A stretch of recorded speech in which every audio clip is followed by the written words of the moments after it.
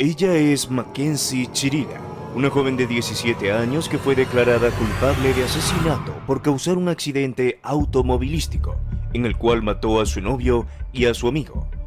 Mackenzie decidió que la muerte era el objetivo final ese día. Esto no fue conducir imprudentemente, esto fue un asesinato. El novio de Chirila, Dominic Russo, y su amigo Davon Flanagan estaban en el coche cuando ella se estrelló contra el costado de un edificio comercial en las afueras de Cleveland, 100 millas por hora. Ambos hombres fueron declarados muertos en el lugar y Chirila sobrevivió. Los fiscales argumentaron que la adolescente tenía una relación tóxica y que Chirila había hecho amenazas violentas contra su novio. Amenazó su propiedad, amenazó con irrumpir en su casa y supuestamente chocó su coche a propósito porque quería matar a su novio. Su amigo era solo un daño colateral. El fiscal dijo que la intención era obvia al ver el video, que solo tenía un objetivo. La ves conduciendo con mucha calma, mirando a la derecha y luego toda la evidencia indica que inmediatamente pisó el acelerador y condujo directamente hacia un edificio a 100 millas por hora. Creo que eso realmente nos ha demostrado que esto no fue un accidente. Unos días antes del accidente, supuestamente tomó la misma ruta para planear el crimen. Aquí es donde el juez la declara culpable. 1. Encuentra a la acusada Mackenzie Chirila culpable del asesinato de Dominic Russo. Ahora se levanta para que la esposen. 2. Encuentra a la acusada Mackenzie Chirila culpable del asesinato de Davon Flanagan. Chirila ahora tiene un momento para hablar antes de que se dicte su sentencia. Lo siento mucho, espero que algún día podáis ver que nunca dejaría que esto sucediera a propósito. Ojalá pudiera recordar lo que pasó. Lo siento mucho, tengo el corazón roto. No hubo ninguna condición médica que causara esto. Fue un accidente. No hubo falla mecánica en el coche. Un intento fallido de suicidio no es una defensa por asesinato. Hay una muy buena probabilidad de que Mackenzie pase el resto de su vida en prisión.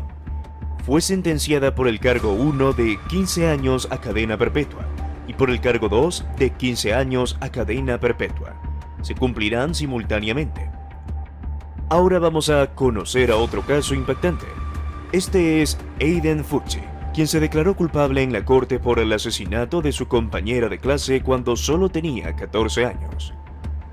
Nos estamos divirtiendo en un coche de policía, dijo Fucci en un video grabado, en la parte trasera del coche de policía mientras tomaba Snapchats tras su arresto. Fucci era compañero de clase de una niña de 13 años de la Patriot Oaks Academy, en el condado de St. Johns, Florida. La apuñaló 114 veces. Su cadáver fue recuperado más tarde del bosque.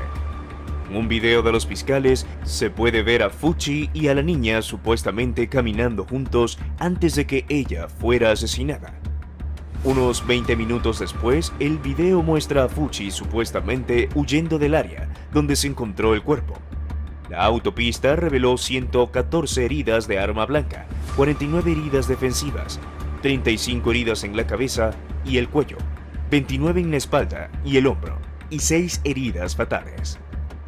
Fucci se declaró culpable del delito de asesinato en primer grado. El juez ahora dicta su sentencia. Habiéndose declarado culpable del delito de asesinato en primer grado, Fucci fue sentenciado a cadena perpetua sin posibilidad de libertad condicional. Lo condené a cadena perpetua. Debido a su edad, es elegible para la revisión de la sentencia en 25 años. Después de ser sentenciado, se quedó quieto con un pequeño movimiento. Estos son Willard Miller y Jeremy Goodale. Con solo 16 años, ambos están acusados del asesinato de su profesora de español de la escuela secundaria. Según se informa, todo terminó con una mala calificación. Luego la movimos fuera del camino, donde la golpeé y ella murió como resultado. Miller y Goodale fueron a Fairfield High School, en el sureste de Iowa. Noe McGravert era la profesora de español en la escuela y Miller era uno de sus estudiantes. Después de recibir una mala calificación de Graver, él y su amigo Goodale planearon matarla. Me disgusta el plan general. Me quedaré aquí y miraré. Esperaré desde la creación hasta que aparezca, dijo uno de ellos. Graver fue a su paseo habitual en Chautauqua City Park y los chicos lo sabían. La acecharon y esperaron para tenderle una emboscada. «Aquí viene», dijo uno de ellos. Cuando ella pasó, la golpearon en la parte posterior de la cabeza. Luego, para asegurarse de que estuviera muerta, la golpearon un par de veces más. La arrastraron al bosque y la mataron a golpes con un bate de béisbol. Después de eso, en realidad no había un plan más allá como esconder el cuerpo, enterrarlo o salvarlo. En ese momento íbamos a esconder el cuerpo. Supongo que en nuestra arrogancia asumimos que nadie la encontraría jamás. No mucho después, ambos chicos fueron arrestados. Documentos judiciales que alegaron que un testigo que conocía a Goodale mostró a las autoridades mensajes de Snapchat que demostraban la participación de Goodale y Miller en el asesinato. Uno de los mensajes de Snapchat decía: «Punto de vista, eres mi profesora de español y esto es lo último que ves», seguido de «tiempo para esconder un cuerpo». Jeremy Goodale luego se declararía culpable y testificaría contra su mejor amigo Miller. Entendí que tenía la intención de matar a la señora Graver. ¿Cuál es su declaración de asesinato en primer grado? ¿Culpable o no culpable?, preguntó el juez. Este es el momento en el que Goodale habla antes de su sentencia. He tenido tiempo para pensar qué decir y lo siento mucho. Todos los días desearía poder volver atrás y detenerme. No puedo comprender el perder a un ser querido de una manera tan horrible. Ahora el juez dicta su sentencia. Para Miller, este es el disculpándose antes de recibir su sentencia. Me gustaría aprovechar esta oportunidad para aceptar de todo corazón la responsabilidad por el papel que he jugado en el asesinato de la señora Graver. Para la familia, lamento sinceramente la angustia que les he causado y les pido que me den una oportunidad. No quiero estar institucionalizado tanto tiempo que olvide de dónde vengo. Espero superar esto. Ahora el juez tiene unas últimas palabras. El acusado, Willard Noble Shadon Miller, es sentenciado a cadena perpetua con posibilidad de libertad condicional después de 35 años. Miller parece estar completamente imperturbable. Estas son Rachel Schaff y Sheila Eddy, quienes están hoy en la corte por el asesinato de su amiga cuando solo tenían 16 años. Su plan era esconder cuchillos en sus cuerpos y atacar a Skylar en un momento acordado en Star City, West Virginia. Schaff y Eddy decidieron que ya no les gustaba Nice, así que planearon matarla. Sheila, Eddy y Rachel Schaff llevaron a cabo ese plan juntas. Apuñalaron y mataron a Skylar. Después de la confesión de Schaff, ambas adolescentes fueron arrestadas. Schaff acordó declararse culpable de asesinato en segundo grado a cambio de su cooperación en el caso. Lo siento mucho, no sé si hay una forma adecuada de hacer esta disculpa, porque no hay palabras para describir la culpa y el remordimiento que siento cada día por lo que he hecho. He lastimado a mi familia y a los que amaban a Skylar. He lastimado a mis padres y avergonzado a mi familia. Que Dios traiga la paz eterna a Skylar y a toda su familia. Después de conseguir un acuerdo de culpabilidad, el juez ahora le da su sentencia a Rachel Schaff. Es la sentencia del tribunal que la acusada sea encarcelada en la penitenciaría del estado de Virginia Occidental por un periodo de 30 años, con posibilidad de libertad condicional en 10 años. Ahora para Sheila Eddy, es la sentencia del tribunal que la acusada sea encarcelada en la penitenciaría del estado de Virginia Occidental por el resto de su vida de forma natural. Esa sentencia es técnicamente con misericordia. Este es Gregory Wright, un sospechoso de un robo a mano armada en Detroit, Michigan, el 28 de junio de 1995. Wright, de 22 años, robó a Gregory Green a punta de pistola y escapó con su automóvil. Mientras huía de las autoridades, Wright se estrelló contra una patrulla policial y disparó a un oficial en el brazo. Un día después, el 29 de junio, Wright fue arrestado. Todo lo que tengo que decir es que no tengo ningún remordimiento por dispararle a ese oficial de policía. Obtuvo lo que se merece. Si tuviera la oportunidad de matarlo, lo haría, declaró Wright en la corte. Enfrentaba cargos de robo a mano armada, portación de un arma oculta y uso de un arma de fuego durante un delito grave. Wright fue presentado en la corte para una audiencia de fianza previa al juicio y se le otorgó una fianza por un monto de $50,000. Al escuchar esto, Wright intentó fugarse. 7 oficiales lograron someterlo justo después de que el juez retirase la fianza y ordenase que Wright permaneciera bajo custodia. El caso finalmente fue a juicio y Wright fue sentenciado a cadena perpetua. El intento de escape de él fue un momento impactante en la sala del tribunal. Pero, ¿cómo se compara esto con el caso de Aubrey Trail, un sospechoso de asesinato en Lincoln, Nebraska? Trail tenía 52 años cuando asesinó a Sidney Luff, con la ayuda de su cómplice Bailey Boswell. Según los informes, Trail y Boswell conocieron a Luffy, de 24 años, en Tinder y la trajeron a su apartamento. En su residencia, Trail y Boswell cometieron un acto violento contra Luffy, que involucró el uso de un cable de extensión. Luego tomaron acciones perturbadoras con sus restos. Usando herramientas que habían adquirido en una tienda de mejoras para el hogar, envolvieron sus restos en bolsas de basura y los arrojaron a lo largo de un camino rural. La familia de Luffy denunció su desaparición al día siguiente, después de que ella no se presentó al trabajo. Trail y Boswell huyeron del estado y publicaron varios videos en las redes sociales negando cualquier participación en la desaparición de Luffy. Solo soy un criminal, así que no vais a creer nada de esto y supongo que es irrelevante. Aparentemente hemos asesinado a esta señora. Soy un ladrón, pero nunca he matado a nadie en mi vida, dijo Trail en uno de los videos. Fueron arrestados en Missouri el 30 de noviembre del 2017, acusados de asesinato en primer grado y eliminación inadecuada de restos humanos. Durante el interrogatorio, Trail dijo que la muerte de Luffy fue un accidente. Había una situación involucrada. No se suponía que llegara tan lejos como lo hizo, pero lo hizo. Durante su juicio, Trail intentó quitarse la vida delante del juez y el jurado, cortándose la garganta con una hoja de afeitar que había introducido de contrabando en la sala del tribunal. Se recuperó completamente y luego fue declarado culpable de todos los cargos el 9 de junio del 2021. Aubrey Trail fue condenado a muerte mediante inyección letal. Actualmente se encuentra en el corredor de la muerte en el Centro de Tratamiento y Resección de Nebraska. El intento de Trail de acabar con su propia vida provocó escalofríos en la sala del tribunal. ¿Y cómo se compara esto con saltar desde el balcón del tribunal? Como en el caso de Christopher Clyde Root, un sospechoso que enfrentaba cargos de drogas en Spanish Fork, Utah. Root fue arrestado y presentado ante el tribunal el 4 de mayo del 2018. Al no cumplir con el tratamiento de la orden judicial, Root, esposado, de repente salió corriendo de la sala del tribunal y saltó una barandilla del segundo piso, cayendo 20 pies al suelo. Sobrevivió a la caída, pero sufrió lesiones graves, incluida una pierna rota, una pelvis fracturada y una fractura de cráneo. Root fue llevado a un hospital para recibir tratamiento y luego regresó a la corte, donde enfrentó cargos adicionales por intentar escapar. El motivo detrás de su dramático salto no está claro, pero algunos especulan que pudo haber estado tratando de lastimarse para evitar ir a la cárcel. Caso número 91304. Te sentencié a muerte. Te preguntaría cuántas personas has matado.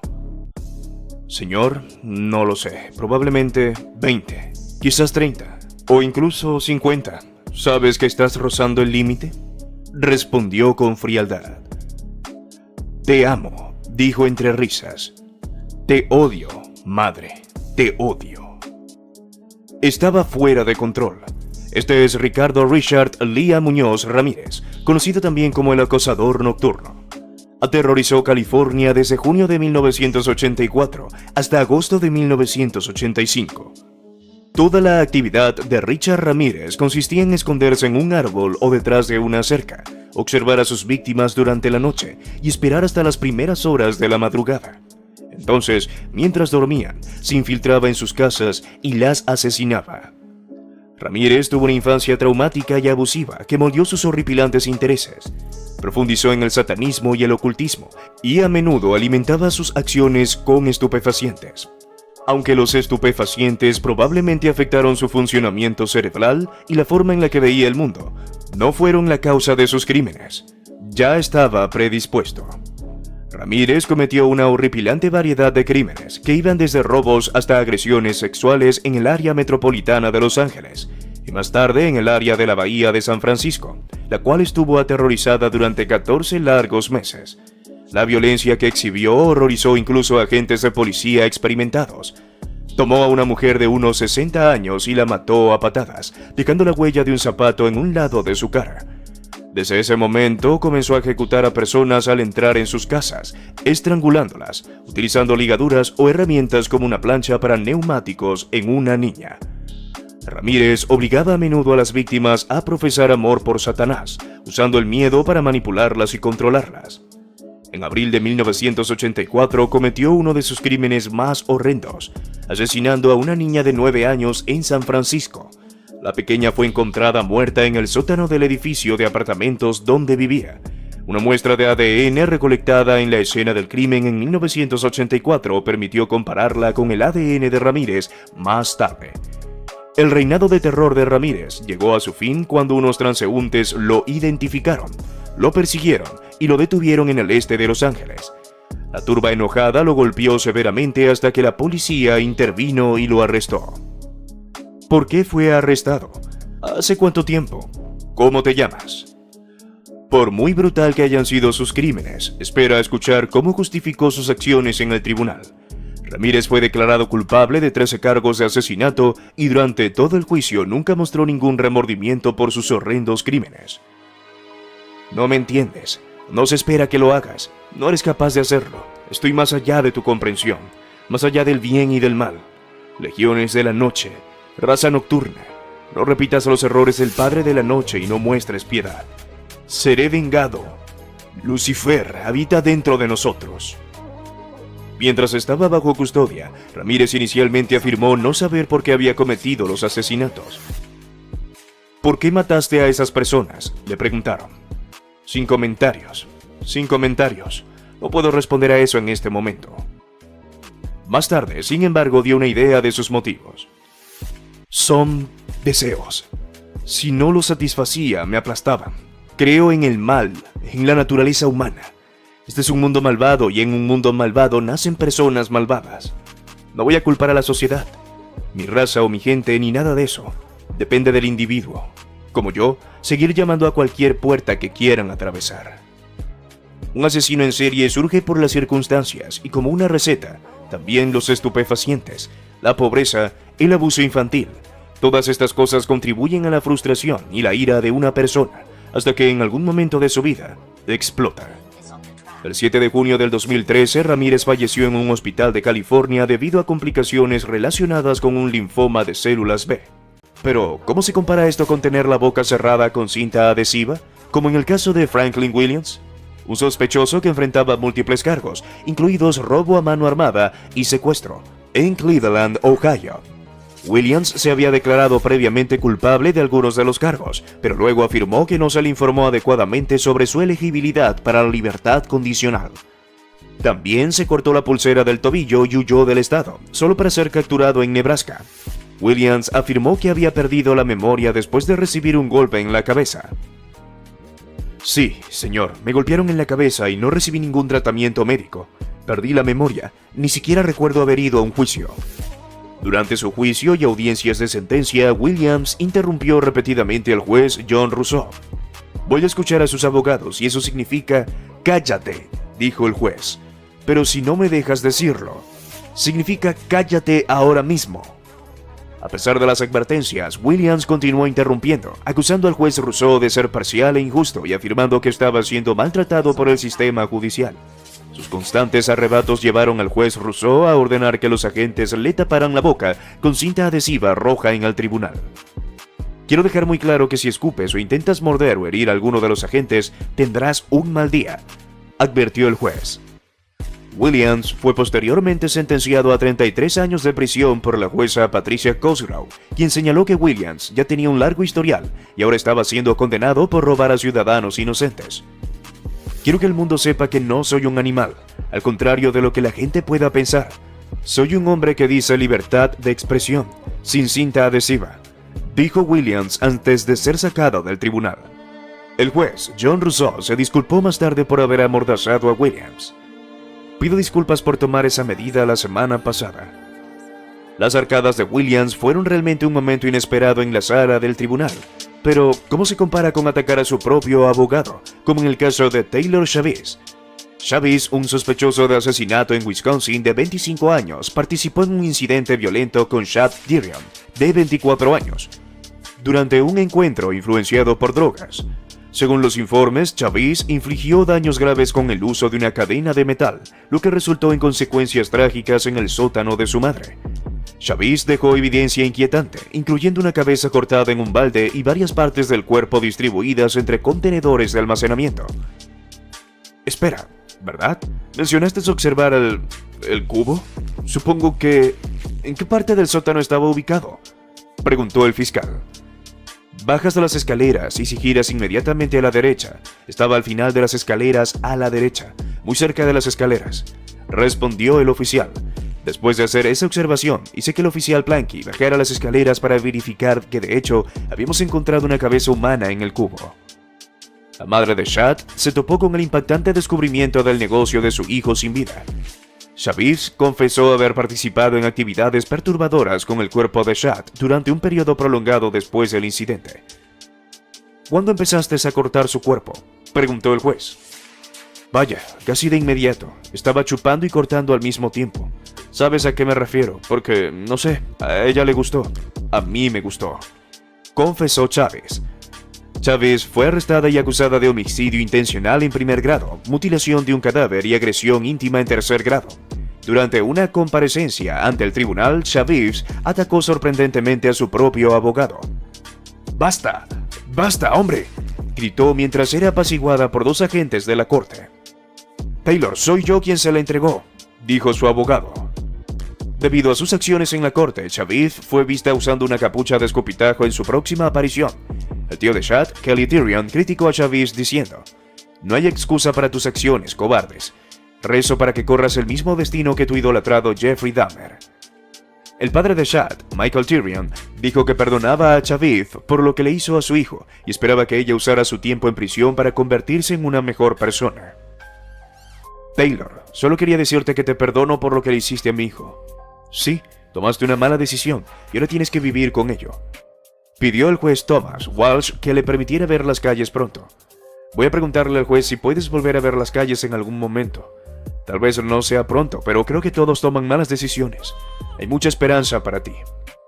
El juez Walsh dijo: este crimen ofende la decencia humana, la dignidad humana y la comunidad humana.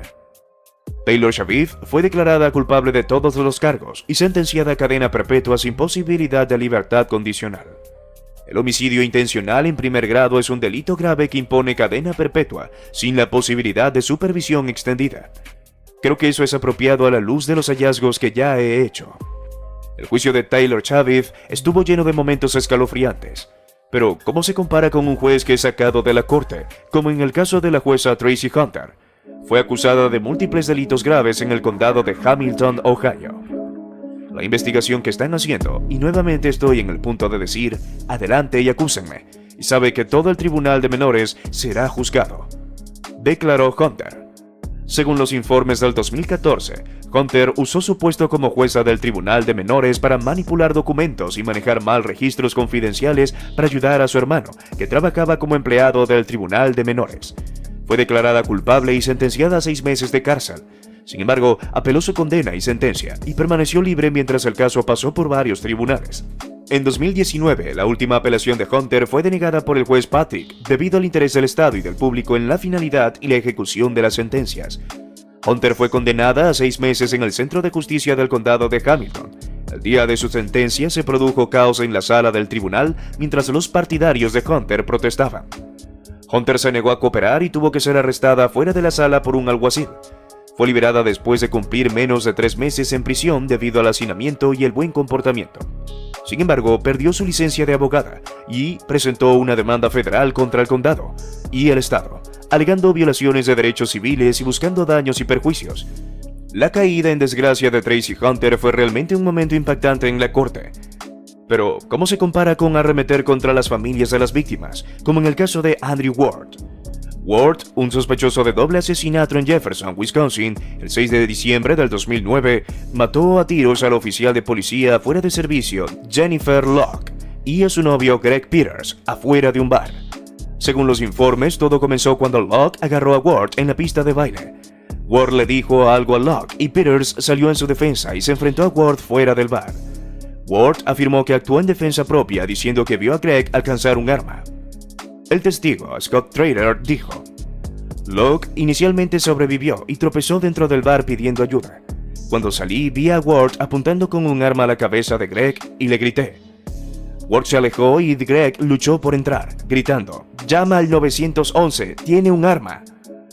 Luke estuvo parado unos minutos y luego se desplomó.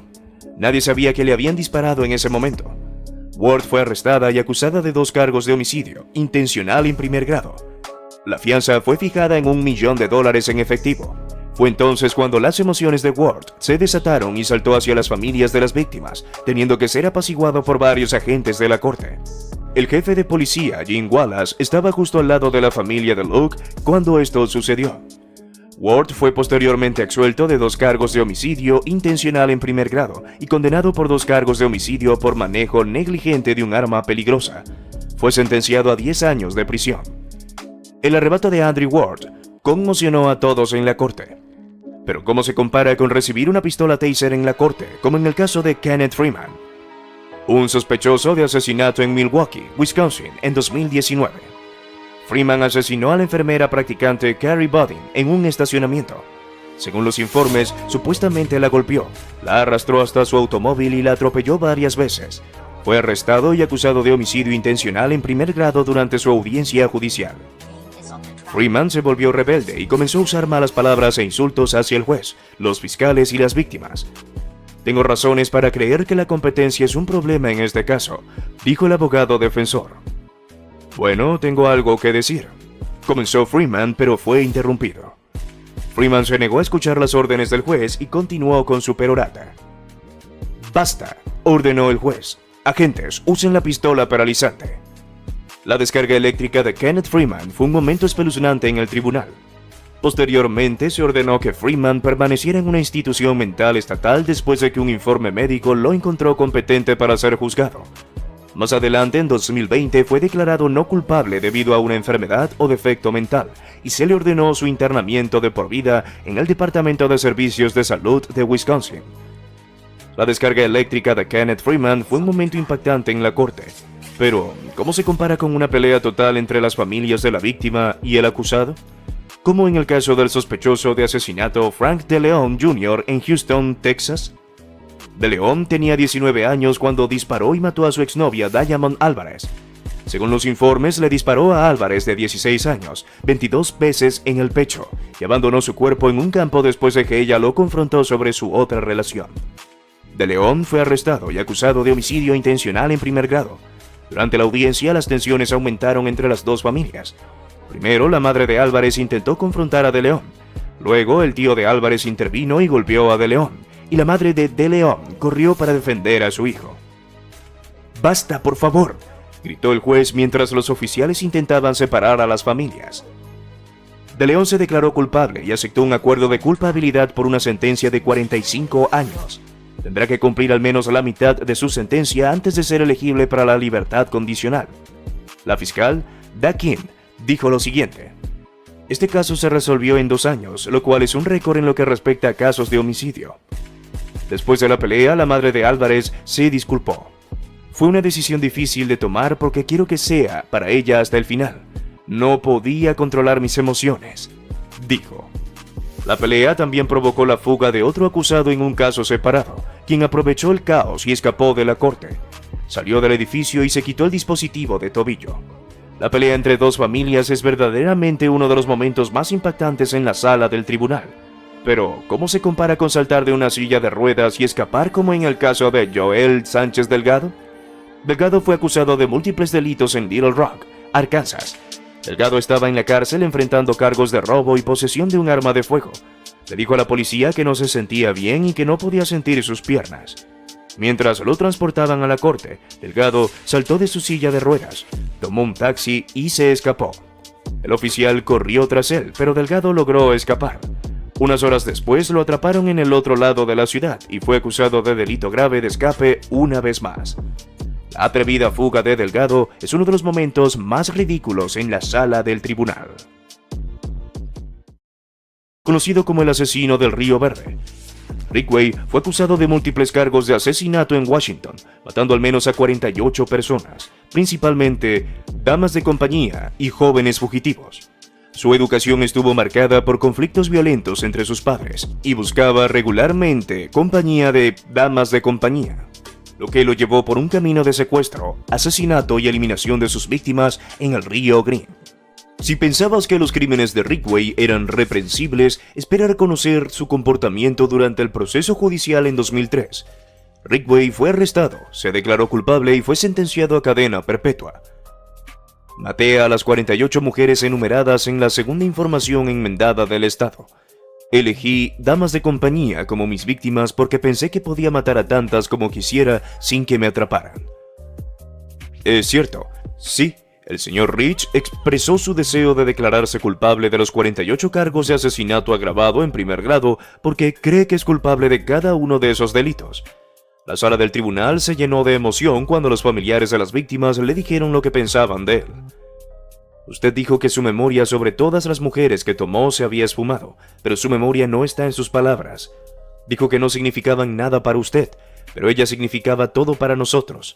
Era madre, era esposa, era hermana y la echamos de menos. Deseo que tenga una muerte cruel y sufrida. Él va a ir al infierno y ahí es donde pertenece. Notablemente, en medio de las emociones hirvientes, un padre cristiano llamado Robert Rould, que había perdido a su hija Linda Jane a manos de Ridgway, hizo algo diferente. Para estar a la altura de lo que yo creo, y eso es lo que Dios dice que debemos hacer, y es perdonar. No dice perdonar solo a ciertas personas, dice perdonar a todos para que usted sea perdonado, Señor. Este acto de perdón por parte de Rould hizo llorar a Ridgway. Esa fue la única vez que mostró alguna emoción en la corte. Sin embargo, al ver el descontento de Ridgway con su sentencia, nos recuerda la respuesta sorprendentemente similar de Jeffrey Dahmer. Francamente, nunca quise la libertad. Quería la muerte para mí. Jeffrey Dahmer fue un notorio asesino en serie y delincuente que aterrorizó Milwaukee, Wisconsin, también conocido como el caníbal de Milwaukee o el monstruo de Milwaukee. Dahmer admitió haber matado, mutilado y comido a 17 hombres jóvenes durante un periodo de 13 años, guardando los esqueletos y preservando otras partes. Una cosa llevó a la otra. Necesitaba más y más comportamientos desviados para satisfacer sus impulsos y simplemente se salió de control. ¿Por qué el canibalismo fue otro paso?, le preguntaron. Me hizo sentir como si fueran parte permanente de mí, además de la mera curiosidad de cómo sería. Me dio una satisfacción adicional. El reinado de horror llegó a su fin cuando Tracy Edwards, un hombre que se suponía iba a ser su próxima víctima, escapó y alertó a la policía. Los oficiales siguieron a Edwards hasta el apartamento de Dahmer, donde descubrieron evidencia impactante de sus atrocidades. Fue arrestado de inmediato. Una búsqueda minuciosa de su apartamento reveló más artículos horribles. La policía retiró cajas y cajas de partes del cuerpo, evidencia de lo que parece ser un asesinato en masa. Las autoridades también sacaron un barril de lo que creen que es ácido. La policía se mostró reacia a revelar exactamente cuántas víctimas podían haber, pero investigadores expertos decían que podían ser más de media docena. Como si los delitos de Dahmer no fueran suficientes, su comportamiento en el tribunal dejó a todos estupefactos. Dahmer enfrentó múltiples cargos de asesinato en primer grado y cargos adicionales en Ohio. Dio un raro vistazo a su mente retorcida y lo que le impulsó a convertirse en el monstruo de Milwaukee. ¿Fue el asesinato lo que te excitó o es lo que pasó después del asesinato? No, el asesinato fue solo un medio para un fin. Esa fue la parte menos satisfactoria. No disfruté haciéndolo. En 1992 fue declarado culpable de 15 homicidios en Wisconsin y recibió 15 cadenas perpetuas. También recibió otra cadena perpetua por un homicidio que cometió en Ohio en 1978. Dahmer mostró poco remordimiento. Las familias de sus víctimas lo criticaron duramente. Esto es sobre Jeremy Christian, quien fue arrestado por el asesinato de 2 hombres en un tren Max Light Rail en Portland, Oregon, en mayo del 2017. Christian apuñaló y mató al oficial retirado del ejército Ricky John Best, de 53 años, y a Taliesin Mirtin Nankai Mitch, de 23 años. También apuñaló a Micah Fletcher, de 21 años, pero este sobrevivió. Lo que sucedió después es el momento en el que todo comenzó. Christian fue capturado en una cinta gritando insultos antimusulmanes y racistas a 2 adolescentes negras. Su comportamiento no les cayó bien a varios pasajeros, quienes lo confrontaron, lo alejaron de las adolescentes asustadas que se habían movido a la parte trasera del tren. Otros intentos de calmar la situación resultaron en que Christian blandiera un cuchillo, amenazando con apuñalar y finalmente apuñalando a las víctimas. Pero no termina allí. Aquí está Christian saliendo de la escena después de 12 segundos de locura. Christian huyó del tren en el siguiente centro de tránsito. Varios pasajeros lo siguieron mientras llamaban al 911. Finalmente llegó la policía y lo arrestaron, alardeando de cómo había matado a 2 personas. Pero matar a 2 personas a plena luz del día no es suficiente. Lo que sucedió en el tribunal dejó al juez y al jurado totalmente incrédulos. No solo no mostró ningún remordimiento por sus acciones, sino que amenazó con matar a uno de los familiares de una víctima en el tribunal durante el juicio. Uno de los familiares de la víctima leyó la declaración de impacto de la víctima, y esta fue la respuesta de Christian. Debería haberte matado, perra. Debería haberlo matado. Christian finalmente fue sentenciado a 2 cadenas perpetuas consecutivas. Durante el juicio salió a la luz información sobre su pasado criminal. Parecía que Christian había agredido a una mujer y había gritado insultos raciales en otro tren el día antes de los asesinatos. Incluso en YouTube, él se describía a sí mismo como nacionalista blanco y de extrema derecha. El juez añadió 25 años a sus 2 cadenas perpetuas por estos otros cargos. Por muy irrespetuoso que fuera Christian, no fue tan irrespetuoso como Randall Moore. Les diré claramente que no tengo ni un gramo de remordimiento por su traición y muerte. Llevamos el caso a la sala del tribunal del condado de Polk, donde Randall Moore enfrentó un juicio por el asesinato de su ex esposa, Therese Marie Lynch, en noviembre del 2011. Moore secuestró, agredió íntimamente y mató a Lynch. Todo comenzó cuando Lynch dejó a Moore y presentó una orden de protección contra él. Pero Moore no era un hombre que se rindiera fácilmente. Secuestró a Lynch y creó una situación de rehenes. Este es el oficial Todd Rowland, quien disparó contra Moore mientras respondía a los gritos desde el apartamento. Esto ocurrió momentos después de que Moore disparara al oficial Rowland. Afortunadamente, este sobrevivió al tiroteo. En una llamada telefónica al 911, Moore explicó por qué asesinó a su esposa. Te digo algo, ¿me dirás lo que quieras? No quería hacer nada de esto.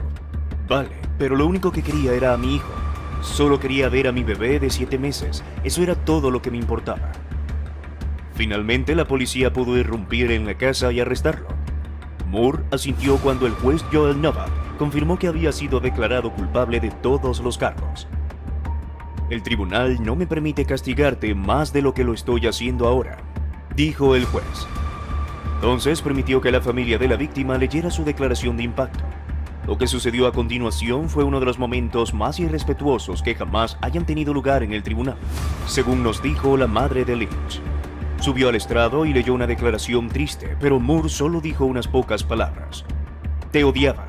Eres un perdedor. A pesar de esta interrupción, se le permitió seguir y dirigiéndose al tribunal. No mostró ni un ápice de remordimiento por sus crímenes. No tengo ni una pizca de remordimiento por lo que hice, le dijo a las familias de la víctima. Moore también trató de justificar sus crímenes. La única apariencia de disculpa de su parte fue hacia el oficial Todd, a quien había disparado. Sin embargo, el juez Novak tuvo la última palabra. Reprendió a Moore por su mal comportamiento y expresó su sorpresa ante tal nivel de crueldad. El tribunal no me permite castigarte más de lo que estoy haciendo ahora. Si pudiera, lo haría. Al final, Moore fue sentenciado a 3 cadenas perpetuas por el asesinato de Lynch y a 25 años por disparar al oficial de policía Rowland. Son muchos años para pasar tras las rejas, pero ¿es tan malo como las cadenas perpetuas sin posibilidad de libertad condicional? Alucinarás con el caso de Camilla Gamet. Esta es Camilla Gamet, una mujer de 31 años que está en la corte por el asesinato de su novio de 38 años, Marcel Hill. La pareja vivía junta en Michigan y en mayo del 2018, Gamet atacó a su novio. Furiosa, destrozó todo el apartamento y usó varios objetos como armas.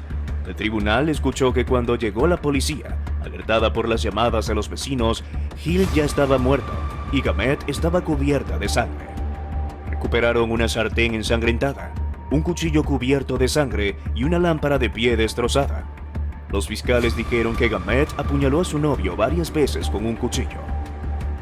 No tenemos más remedio que enviarla donde ella también morirá, dijeron. Pero el caso no terminó allí. Durante el juicio, Gamet defendió sus acciones, afirmando que pensaba que su novio era un agresor o intruso y que lo apuñaló en defensa propia.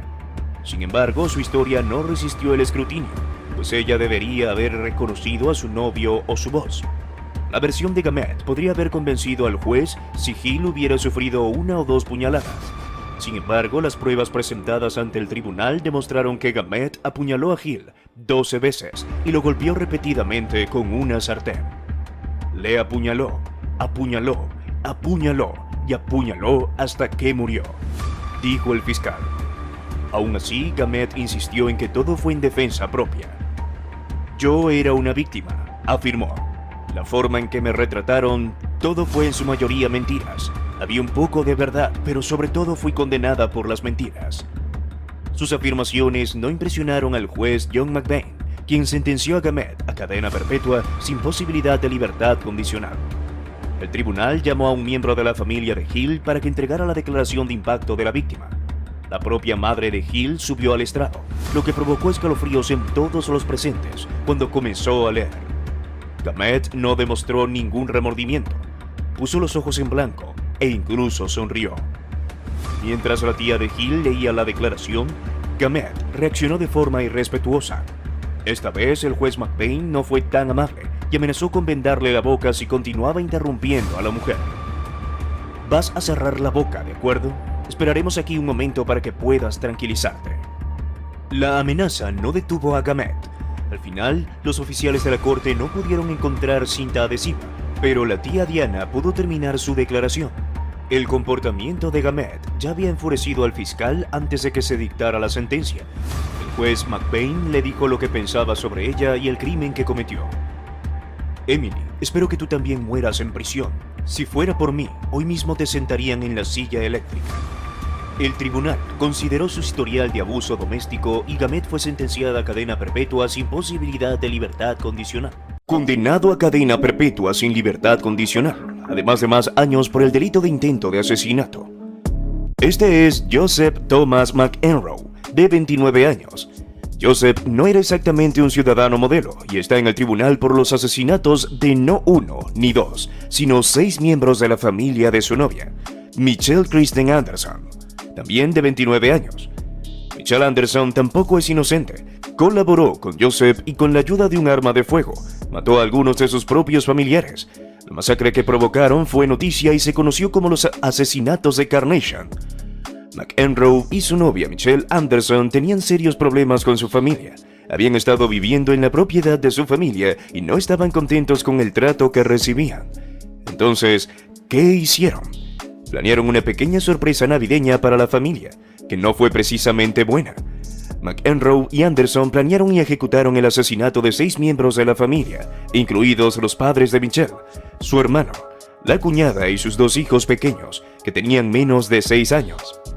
Fue uno de los tiroteos masivos más mortíferos en el estado de Washington. La historia conmocionó a la nación. Los cuerpos fueron descubiertos 2 días después, cuando un compañero de trabajo de uno de los familiares vino a comprobar por qué no había estado en el trabajo. Vio los cuerpos a través de la ventana y llamó a la policía. Acabo de llegar. Ella trabajaba conmigo en la casa, dijo por teléfono. ¿Sí? ¿Qué ves?, le preguntó el operador. Hay un bebé y un hombre. Y una mujer. Ella es mi mejor amiga. Con la llegada de la policía y las investigaciones, Joseph y su novia fueron arrestados. Para evitar la pena de muerte, confesaron el crimen. Fueron acusados de 6 cargos de homicidio agravado en primer grado. Durante el juicio, Joseph se emocionó y comenzó a llorar cuando le pidieron que contara lo sucedido. Ella ya no se movía, así que fui hacia donde estaba y le dije que lo sentía. Y le disparé. Confesó entre lágrimas. El jurado, compuesto por 16 personas, los declaró culpables. Joseph fue condenado a 6 cadenas perpetuas sin posibilidad de libertad condicional, y Anderson recibió el mismo castigo. Las acciones de Joseph fueron horribles, y unas cuantas lágrimas no resucitarían a los muertos ni convencerían a nadie de que él no era malvado. Pero por mucho que Joseph llorara, no podía igualar la cantidad de lágrimas derramadas por Jaleel Smith Riley, otro asesino durante su juicio. Este es Jaleel Marquette Smith Riley. Jalil, de 23 años, era un joven que vivía en Cincinnati, Ohio, y se mezcló con la gente equivocada. Jalil planeó, junto con otros 2 tipos, robar un coche, pero aquí es donde todo salió mal. En noviembre del 2013, Portia Brooks y su novio Aaron Martin estaban dentro de un coche, susurrándose palabras de amor como hacen los enamorados. Cuando Jalil golpeó la ventana del coche con una pistola, Jalil empujó al novio asustado fuera del coche, lo registró y le disparó en la cabeza. Luego se inclinó y le disparó 2 veces a Portia. Portia fue llevada al hospital más tarde, pero no logró sobrevivir y murió 3 días después. Afortunadamente, Martin sobrevivió, aunque con daño cerebral grave. Jalil y sus cómplices, Josiah Fusey, de 23 años, lograron escapar, pero tras una investigación policial fueron detenidos años después. Jalil fue acusado de asesinato con agravantes e intento de asesinato. Durante el juicio, la madre de Portia, Sharon, llevó al tribunal una caja que contenía los restos de su hija y leyó una emotiva declaración sobre la magnitud de la pérdida que tenía que afrontar debido a la avaricia de Jalil. Esto es lo que queda debido a su avaricia, su egoísmo, su completo desprecio y falta de respeto hacia los demás y hacia la vida, dijo entre sollozos. La hermana de Portia, en su declaración, insistió en que Jalil cumpliera la sentencia máxima. «Tengo que afrontar una vida sin Portia», afirmó. Jalil se dirigió al tribunal y pidió libertad condicional, llorando y afirmando que había aprendido la lección. Si sus súplicas conmovieron al juez, la declaración de impacto de la víctima por parte de la familia de Portia aseguró que cumpliera la pena máxima. Jalil fue condenado a cadena perpetua sin posibilidad de libertad condicional. Al escuchar esta sentencia, se desplomó en el suelo llorando. Jalil puede que realmente sienta pena por sus crímenes, pero como todos los asesinos, sus acciones deben tener consecuencias, incluso si llora ante el juez. Este fue el pensamiento detrás de la sentencia de Antonio Barbo. Este es Antonio Barbo. Antonio puede parecer joven y juguetón, pero su crimen no fue una broma.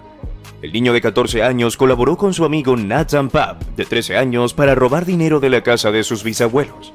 Habría sido comprensible si necesitaran el dinero para una emergencia, pero estos adolescentes robaron dinero para comprar pizza y estupefacientes. Es cierto que robar es malo, pero Antonio y Nathan no se limitaron a robar. La bisabuela de Antonio, Barbara Olson, estaba en la casa en ese momento. En lugar de amenazarla con violencia a cambio de dinero, recurrieron rápidamente a la violencia. No solo usaron las manos, sino también un hacha que encontraron en la casa, todo por conseguir pizza y estupefacientes. Barbara Olson fue encontrada más tarde en un charco de sangre como resultado de los golpes de un hacha. Se dirigió a la sala de estar y mientras caía recibió más golpes. ¿La golpeaste de nuevo? Sí, le golpeé una vez más mientras caía. Los niños fueron arrestados y acusados de homicidio intencional en primer grado. Aunque eran menores, la gravedad de sus delitos hizo que fueran juzgados en el tribunal para adultos. En el tribunal, el médico forense testificó que Barbara Olson no fue golpeada 1 o 2 veces, sino más de 15 veces con el hacha, centrando la mayor parte del ataque en su cuello. Lo que sucedió en el tribunal fue impactante.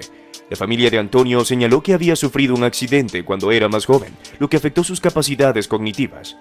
Llevaron a un psiquiatra que testificó que un accidente automovilístico ocurrido cuando Antonio tenía 10 años había afectado su juicio, facilitando que su cómplice, Nathan, lo manipulara. Durante su testimonio, Antonio también reveló que Nathan golpeó a su bisabuela 3 o 4 veces durante el ataque.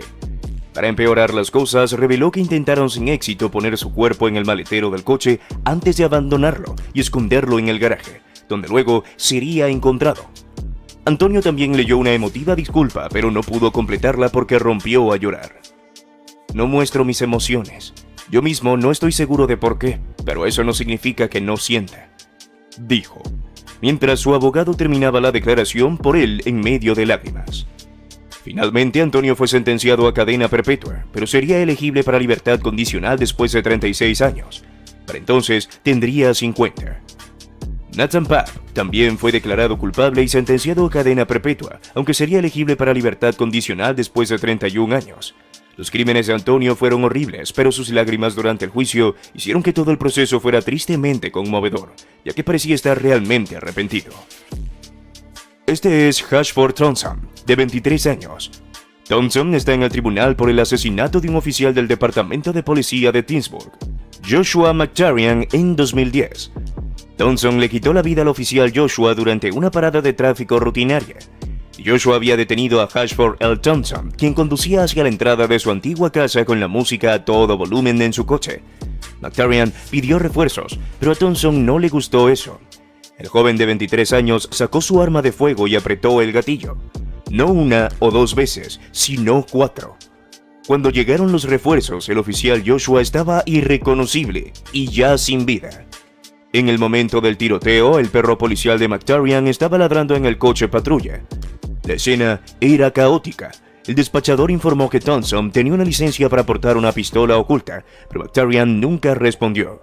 Unos minutos más tarde, una persona que llamó al 911 informó de sonidos que parecían disparos, sin saber que acababa de presenciar cómo le quitaban injustamente la vida a un guardia de la paz de la comunidad. Cuando los agentes de policía llegaron al lugar, encontraron a McTarrian en el suelo. Aquí es donde la falta de inteligencia de Thompson quedó patente. El oficial fue encontrado con la licencia de conducir y la tarjeta de seguro de Thompson en el bolsillo delantero de su camisa. McTarrian había logrado poner una esposa en la muñeca de Thompson antes de perder la vida. Thompson huyó de la escena, pero más tarde fue encontrado en la casa de su hermana con las esposas de McTarrian aún en su muñeca y una pistola en la estufa. La muerte de McTarrian fue una tragedia emotiva para su familia, incluida su esposa, Ali, quien en ese momento era oficial de policía en Oakwood, y la que también sufrió fue su hija, Taya.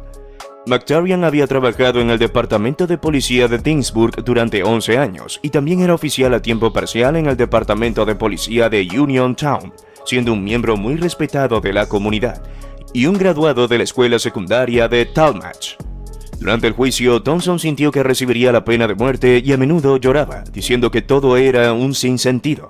También pidió perdón llorando, pero eso no parecía ayudar en su caso. Solo quiero decir que lo siento, no puedo disculparme lo suficiente. No tengo cara seria porque no tenga sentimientos o porque odie a la gente. No soy un asesino a sangre fría, no me criaron así, declaró Thompson.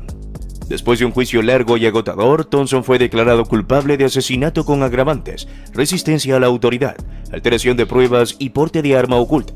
El jurado recomendó una sentencia de muerte que fue dictada por la jueza del Tribunal de Primera Instancia del Condado de Summit, Eleanor March Stormer, el 23 de junio del 2010. Thompson apeló su condena y sentencia de muerte directamente a la Corte Suprema de Ohio, pero se le negó. Desde el 25 de junio del 2010 ha estado en prisión, esperando su día para que el Green Reaper le toque el hombro y le diga que se le acabó el tiempo. Ashford debería haber pensado en el castigo antes de cometer el crimen. Aunque sus lágrimas fueran genuinas o no, merecía el castigo. Este es Dylan Schumacher. Dylan tenía solo 17 años cuando fue condenado por el asesinato de Austin Dillon, un bebé de 3 meses. Se suponía que debía cuidar al niño, pero en su lugar, Dylan se convirtió en la única razón del fallecimiento del pequeño. Dylan fue arrestado por cargos de abuso infantil y asesinato. Durante el juicio, Dylan pareció mostrar arrepentimiento y lloraba en el tribunal, diciendo que lo sentía. Siento mucho lo que hice, hijo. Nunca quise lastimarte. No puedes creerlo porque me conoces desde hace 5 años. Nunca hubiera querido hacerte daño, dijo Dylan tratando de justificar sus acciones. Sin embargo, mientras estaba en la celda, Dylan se jactaba por teléfono de que todo lo que tenía que hacer era llorar y el juez se compadecería de él, evitando así la sentencia máxima. El juez lo reprendió por su falta de remordimiento y su intento de engañar al tribunal. Dylan fue sentenciado a 25 años de cadena perpetua. La justicia se hizo efectiva, como ocurre cuando los abusadores de menores reciben la vida entre rejas. Si pensabas que estas reacciones eran impactantes, te sorprendería este video de asesinos que no mostraron nada de remordimiento.